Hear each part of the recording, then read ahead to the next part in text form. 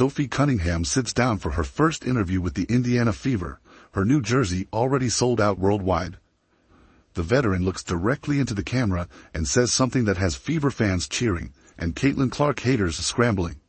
"I think we are going to win a championship. This isn't just another roster addition, it's a statement." The same Indiana Fever that Cheryl Swoops claimed nobody wants to play for has now assembled a lineup featuring Clark, Aaliyah Boston, Kelsey Mitchell, Lexi Hull, Natasha Howard, Dewana Bonner, Sydney Colson, and now Cunningham. The enforcer has arrived, and this interview reveals exactly how she plans to help silence the noise around the most watched team in the WNBA. Are you ready? Let's go. So I just kind of heard what they were doing, and of course you have Caitlin, who's John Eyes from all around the world that is like, why not be part of something great? You go from Diana and now you're going to a team who is going to be a contender for a championship. And so, I'm stoked about this year. I'm really excited, for the players, but I'm also excited just for the community and the relationship and the culture that you guys have here. Remember when Cheryl Swoops boldly claimed nobody wants to play with Caitlin Clark? Well, that narrative just got shattered into a million pieces. Swoops stood before the basketball world and declared with absolute certainty that stars would be running away from Indiana like it was on fire. "Nobody wants to play with Caitlin Clark," she proclaimed, as if she had personally pulled every player in the league. It was a statement that echoed through social media, sports talk shows, and became the rallying cry for the anti-Clark crowd. But here's where reality comes crashing in. While Swoops was busy making these claims, the Indiana Fever front office was quietly assembling what might be one of the most impressive off-season rosters in recent memory. They didn't just add one veteran star, they brought in an entire constellation of them, all with significant playoff experience. Natasha Howard, a multi-time champion with defensive prowess few can match. Dewana Bonner, bringing her scoring touch and leadership. Sydney Colson, adding depth and experience to the backcourt. And then came Sophie Cunningham. When Cunningham sat down for her first interview with the Fever, you could feel the excitement radiating through the screen. This wasn't someone who had been forced to join a team against her will. This wasn't someone who was dreading the prospect of playing alongside the phenom that is Caitlin Clark. Instead, Cunningham's enthusiasm was palpable as she laid out exactly why she chose Indiana. The style play that you guys are playing here, that Stephanie is going to bring here, it's run and gun, it's shooters, it's emotion offense, and so my eyes lit up like a Christmas tree. So the style of play particularly excited her, perfectly aligning with her strengths as a player. She didn't hesitate or equivocate. She embraced everything about her new team, including the opportunity to play alongside Clark. For anyone paying attention, this was the most direct contradiction possible to Swoops' claims. What makes this even more remarkable is how fans responded. Cunningham's jersey sold out almost immediately after her arrival was announced. Concrete evidence that not only do players want to join this Indiana revolution, but fans are equally thrilled about these new additions to the Clark-led squad. I really am just excited about not only what I can bring to the table, but as a whole, our versatility as a team is going to be huge. The most telling moment came when Cunningham addressed her motivation directly. "I didn't come here for the spotlight. I didn't come here to have more eyes. I came here to win." In that single statement, she demolished the entire premise of the anti-Clark narrative.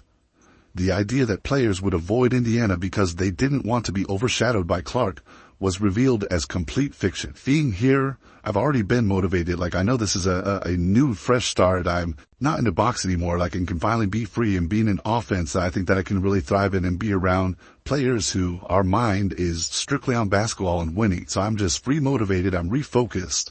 And, I feel like I'm back, to be honest. I got a nice tan and that always makes me feel good too. And so, being here, honestly, it just makes me want to work even harder than what I've been doing it. Instead, what Cunningham made clear is that serious players, championship caliber players, see something building in Indiana. They see a young superstar with generational talent. They see Aaliyah Boston developing into a dominant force. They see Kelsey Mitchell's scoring ability. They see Lexi Hull's hustle. And they see an opportunity to create something special. This wasn't a reluctant arrival. This wasn't someone making the best of a bad situation. This was an accomplished veteran player excited about Indiana, praising her new teammate, and boldly stating championship expectations in her very first interview. You couldn't script a more perfect refutation of Swoop's claims if you tried. When Cunningham talks about Indiana, she doesn't sound like someone who was forced to join against her will.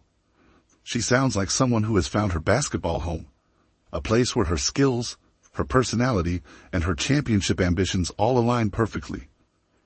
While Cunningham found her perfect basketball home in Indiana, Caitlin Clark found something she desperately needed last season, a bodyguard. Remember all those cheap shots Clark took as a rookie with barely any response from teammates? The Chicago Sky's Kennedy Carter incident was just the tip of the iceberg in what became open season on the league's brightest star. Throughout her rookie campaign, Clark repeatedly picked herself up off the hardwood after hard fouls, flagrant contact, and unnecessary physicality. Opponents quickly realized there was no enforcer stepping in to make them pay for targeting Indiana's franchise player. The Fever roster, packed with young talent but lacking veteran muscle, could only watch as their superstar weathered collision after collision. I'm a little bit sassy sometimes, which people don't like, but I love. My teammates always love. And to be honest, I spread the court. Like I can shoot the ball. And when you have playmakers who are quick, who are great passers with Kelsey Mitchell too, it lets them do their thing. And then the defense draws in and you're just ready to shoot. And so, I think that I'll bring a lot to this team. But at the end of the day, I want to be a good leader. I want to be a great teammate. I want to bring the culture piece and make sure our egos are put aside and that we're all in here to win. And I think that's going to be pretty easy with the group that we have. Enter Sophie Cunningham, the WNBA's most notorious agitator, and exactly what Clark has been missing. Cunningham isn't just coming to Indiana to shoot threes. She's bringing her reputation as one of the league's fiercest competitors who won't hesitate to get in someone's face. When Sophie describes herself as sassy on the court, that's putting it mildly. Opposing players know exactly what they're getting. A player who thrives in confrontation and protects her teammates like family. "I'm going to stick up for my teammates," Cunningham declared in her first Indiana interview. "I'm a fierce competitor. I want to win, and I hate to lose."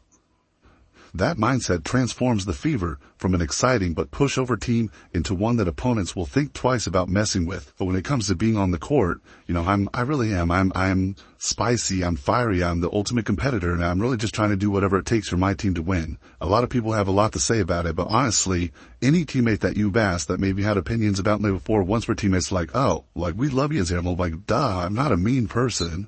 But to be honest, I think that it could be a game changer. You know what I mean? And I'm going to hit my threes. I'm going to do all that. But just from a young age, my parents were like, go be the hardest worker. Don't let anyone outwork you, but also enjoy it. Like, you work your tail off, so when it's time to play a game, go laugh, go smile, go yell if you want to, go be passionate. What makes Cunningham such a perfect Clark protector isn't just her willingness to defend teammates.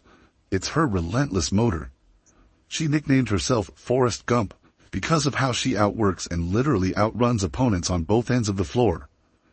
When Clark is running the break, Cunningham will be right there beside her, not just as a shooting option, but as a physical presence ready to challenge anyone who tries to impede the Fever's offensive engine. Sophie's basketball education came from the WNBA's ultimate competitor, Diana Taurasi. During her time in Phoenix, Cunningham absorbed lessons in toughness that can't be taught in practice drills. Taurasi showed her that championship mentality requires more than just skill.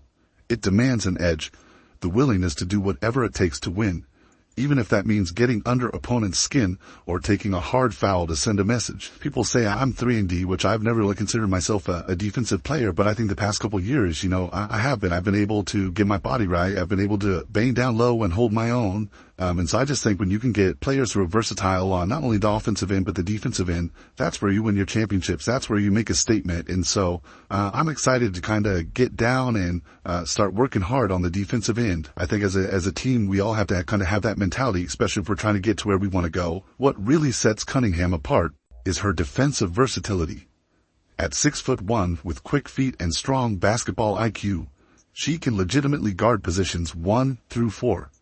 This creates numerous advantages for Indiana's defense, allowing them to switch freely without creating mismatches. When opponents try setting screens to hunt Clark on defense, Cunningham can seamlessly take the more dangerous assignment. The Fever's front office didn't just add shooting when they acquired Cunningham. They addressed their biggest vulnerability from last season. The days of teams freely taking runs at Clark are over.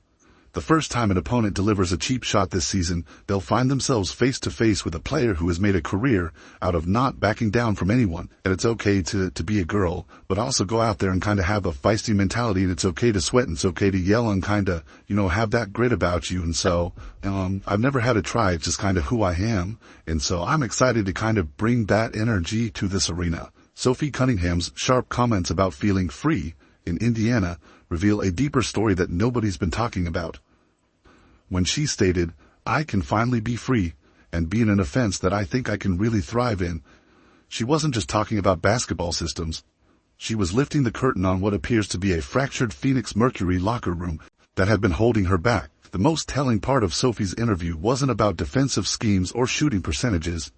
It was her pointed comment about wanting teammates whose minds are strictly on basketball and winning. This wasn't a throwaway line. It was a direct shot at the situation she left behind.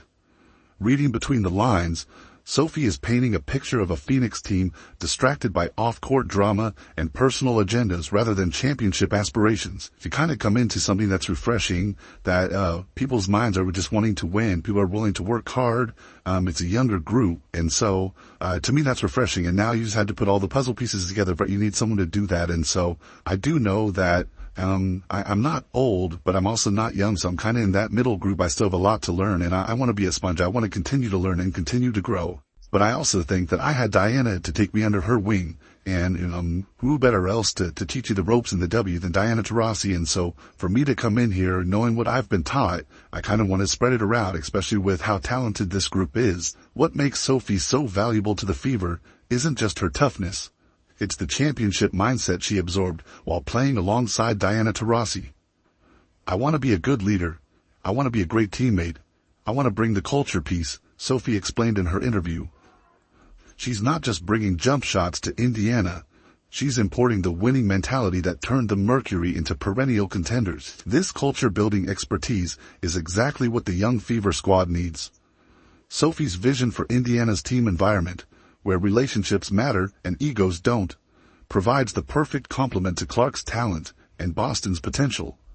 She's essentially bringing a blueprint for success that's been battle-tested at the highest levels of the WNBA. There's more eyes on the W more than ever. There's more eyes around the world on this team more than any team I think in the whole entire world. And so I think just like embracing it, but making sure that we stay tight-knit. I'm a very big culture and relationship type of person. And so I think there's going to be a lot of noise, but if this culture right here in this locker room can be good, I think we're going to be all right. What many fans don't realize is that Sophie brings media savvy that extends beyond the hardwood. Her experience as a Phoenix Suns analyst has made her comfortable in front of cameras and engaging with media. Crucial skills in today's sports landscape where visibility drives opportunity. This background makes her particularly valuable to a Fever organization looking to maximize its newfound spotlight. Perhaps most importantly, Sophie brings playoff wisdom to a team hungry for postseason success. With 15 playoff games under her belt, including a finals appearance, she understands what it takes when the pressure intensifies. You can have the best team, but if you don't have playoff experience, that other team is going to win the majority of the time, Sophie stated clearly in her interview.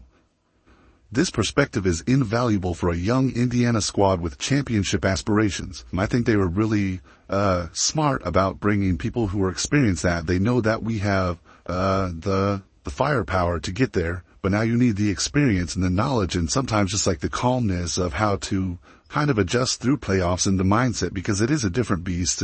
You can have a great regular season, but when it comes to playoffs, it's a shift, right? And if you've never been there, you don't know. The leadership lessons Cunningham learned from Taurasi, widely considered one of the fiercest competitors in women's basketball history, are now being transplanted to Indiana's locker room. Sophie isn't just talking about winning. She's importing the daily habits, mental toughness, and unwavering standards that championship teams require. By prioritizing basketball focus and eliminating drama, she's creating the fertile ground where championship cultures take root. Beyond the physical presence Sophie brings to protect her teammates, there's a basketball fit so perfect here that it almost seems unfair to the rest of the league. While her toughness has been the headline grabber, Sophie Cunningham's elite shooting might be the true game changer for Indiana's offensive blueprint. Last season, she connected on 38% of her attempts from beyond the arc, giving the Fever another shooter to surround Clark, Aaliyah Boston, and Kelsey Mitchell whenever they get double-teamed. Remember those frustrating stretches last season when defenses would collapse 3 or even 4 players around Caitlin Clark? When the ball would swing to the perimeter, the Fever simply didn't have enough consistent threats to make opponents pay aside from Lexi Hull and Kelsey Mitchell. That's where Sophie changes everything. In her 2022 campaign, she averaged 12.6 points while shooting a blistering 40% from downtown, numbers that earned her consideration for Most Improved Player. Any team that you can have players 1 through honestly 5 who can get the ball and go, I think that's just huge. You don't allow the defense to set up. You allow Caitlin to get off the ball a little bit and go do her thing as a 2.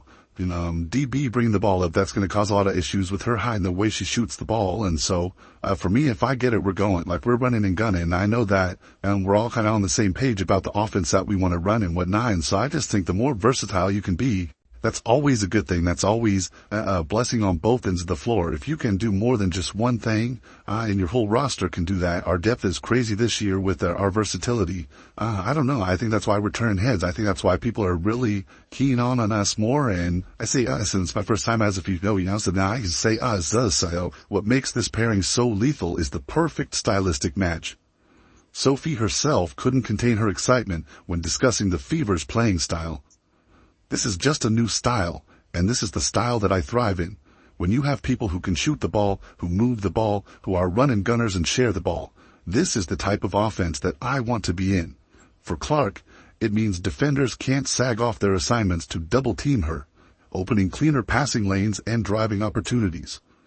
For Aaliyah Boston, it translates to less crowded paint areas where she can operate one-on-one against interior defenders.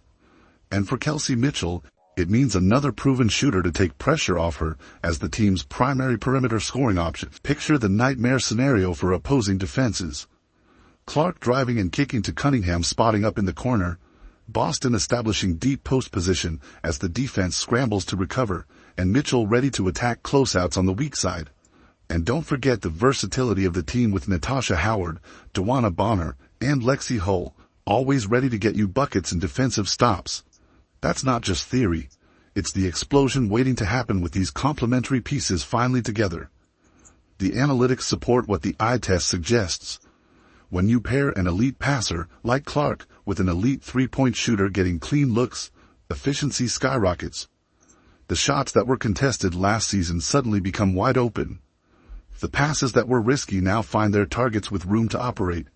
And the Fever offense that sometimes stalled in crucial moments now has another reliable option to turn to. For me to kind of know what I can do in the league now and have my feet underneath me, and be able just to have that confidence. I just think we're at different areas in our career for the better. And so for us to finally come back together, her still scoring at such a high elite level, me still learning from her, I think it's going to be really cool for the rookies and the younger classmen to really kind of learn how champions work. Like, what is their mentality? How are they in the weight room, in the training room, and all that type of stuff. And so, for me, I'm super excited that me and DB are back being teammates. Like I said, we've been texting quite a bit. We're both excited to get up here. And seriously, I think we're both gonna, enjoy where we're at in our career, but also we're really looking forward to turning heads in the league where we want a championship. I know she's kind of getting up there in age, and so I know she wants another one. I want my first one. I know the other people around us want one as well. And so I just think that where everyone's mind's at is in a really good spot. Sophie Cunningham's declaration that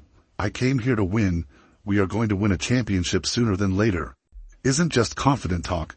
It's a statement that forever buries the anti-Indiana narrative. While Cheryl Swoops and other critics were busy crafting their "nobody wants to play with Clark" fantasy, the Fever were silently assembling what might become the WNBA's next dynasty. The transformation is complete. What began as a rebuilding project around a rookie phenom has evolved into a legitimate contender with championship DNA flowing through its veins. With veterans who've been there, young stars reaching their prime, and a newfound edge personified by Cunningham's arrival, Indiana has become the destination that supposedly nobody wanted. The WNBA landscape has shifted. Teams aren't asking if Clark can succeed anymore. They're wondering how they'll stop this newly formed powerhouse. And as Sophie proclaimed in her very first team interview, that championship isn't some distant dream. It's coming, and coming soon. Who would dare doubt her now?